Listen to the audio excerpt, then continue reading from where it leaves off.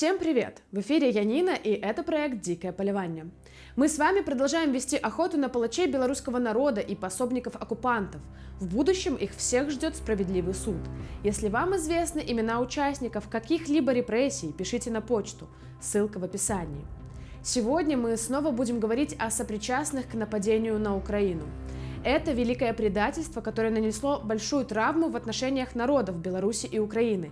Из-за решения одного сипатого мудака теперь вся нация оказалась в положении изгоя в одной компании с российскими агрессорами. И избавляться от этого статуса мы с вами будем еще очень долго. Усы и ему подобные покрыли Беларусь как паразитирующий лишай и вытягивают из нее все силы и соки.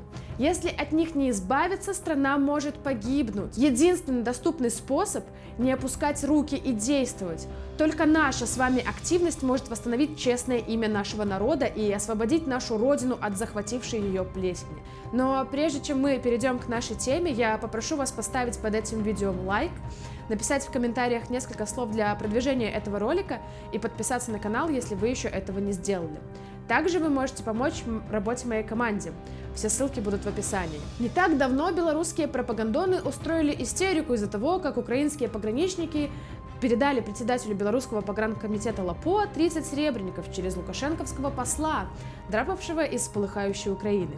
Визжащие свиньи вроде Гайдукевича начали отбеливать своего наложившего штаны посла, а Гриша Озверенок аж провел пикет у украинского посольства. Оскорбившиеся ябатьки корчат из себя поруганную невинность и пытаются отстоять то, чего у них давно нет – чести.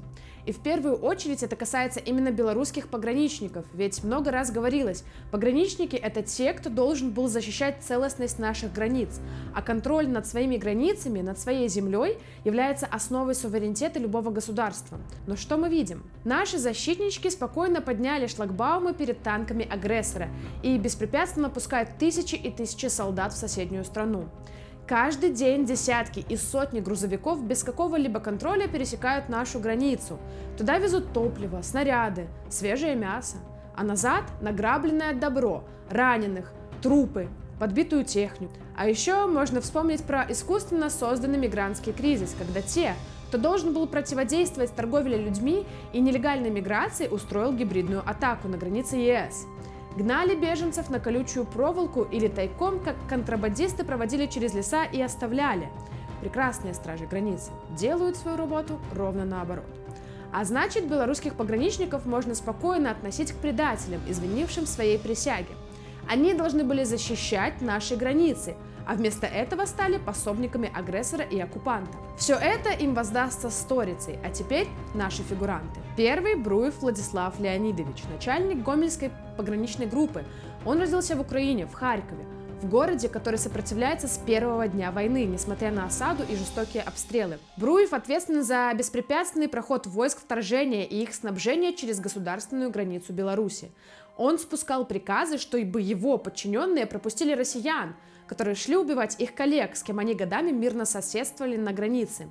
Это мерзко, это подло, и я очень надеюсь, что Бруев доживет до справедливого международного суда. Подчиненный Бруева, начальник отделения пограничного контроля Новая Гута, Бышек Сергей Леонидович. Многие знают, что Новая Гута была одним из самых популярных путей для поездок в Украину, и в какой-то мере это было знаковое место для добрососедских отношений. Но чем заканчивается добрососедство со сбрендившим режимом, успели ощутить все. Следующий – полковник Эйбатов Олег Анатольевич, начальник Мозырского пограничного отряда.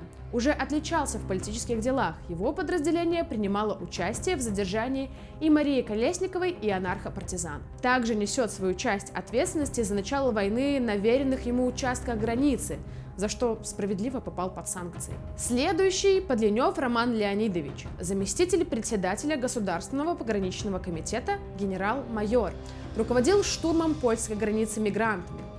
Полноценный участник гибридной агрессии. Следующий – Васильев Валерий Владимирович, военнослужащий военной части 2141, Гродненская пограничная группа, участвовал в переброске мигрантов на территорию Польши.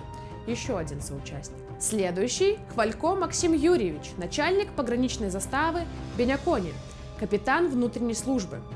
Напоследок – Винников Дмитрий Александрович, начальник Пинского пограничного отряда, военная часть 1, 2, 3, 5. полковник внутренней службы. Еще один, кто помогал россиянам в нападении, за что заслуженно попал в санкционный список. И это только начало. Если вы знаете тех, кто помогал россиянам в те дни, пишите на почту. Ссылка будет в описании.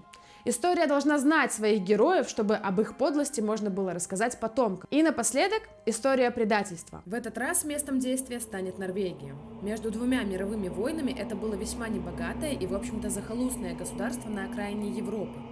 В те времена там делал карьеру дипломат Викунт Квислинг. В начале 30-х был министром обороны, основал правую партию «Национальное единение».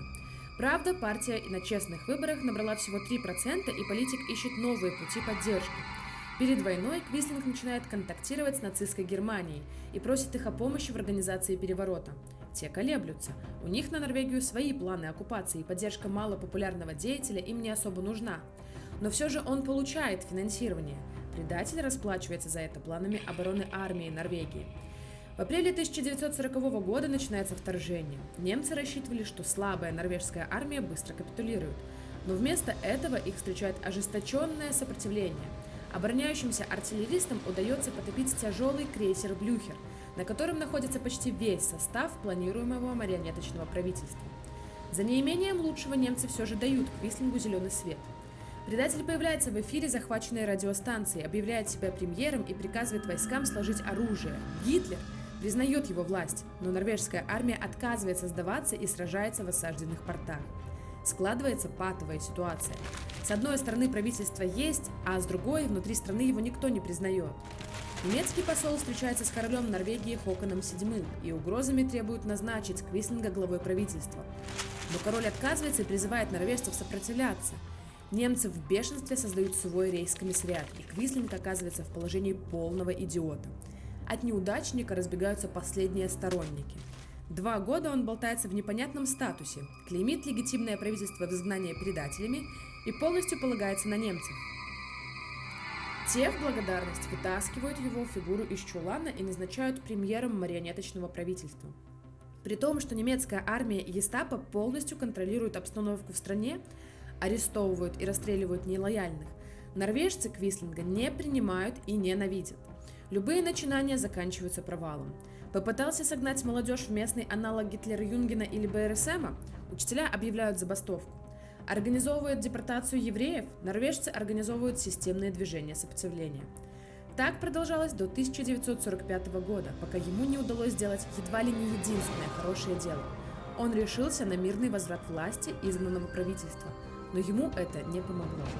Судебный процесс шел 2 года и вынес заслуженный приговор – расстрел. Фамилия Квислинга стала синонимом предательства своего государства и службы оккупанта. Точно таким же в историю войдет Лукашенко и его пособники из наших горе-пограничников. Запомните, трусы и предатели никому не нужны. Спасибо, что досмотрели этот ролик. До новых встреч в эфире и живе Беларусь и слава Украине!